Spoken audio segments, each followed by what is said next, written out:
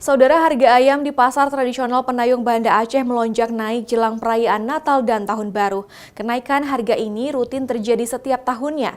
Akibat tingginya permintaan pembeli sehingga harga ayam dari peternak pun juga berangsur naik. Harga ayam kini mencapai Rp50.000 hingga Rp60.000 per ekornya, naik sekitar Rp10.000 dari harga normal. Harga ayam potong di pasar tradisional Penayung Banda Aceh melonjak naik jelang perayaan Natal dan Tahun Baru. Tingginya permintaan pasar membuat harga ayam potong naik, yaitu berkisar Rp50.000 hingga Rp60.000 per ekor. Sedangkan harga normal hanya berkisar Rp40.000 hingga Rp45.000 per ekornya.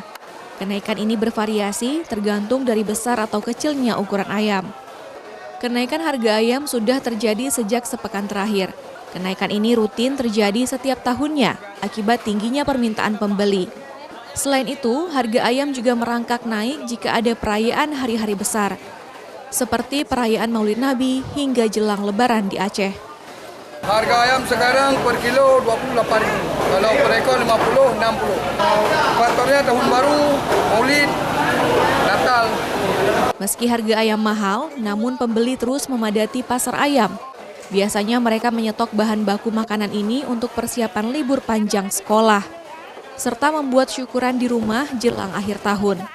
Harga ayam potong diperkirakan akan kembali normal pada awal Januari mendatang.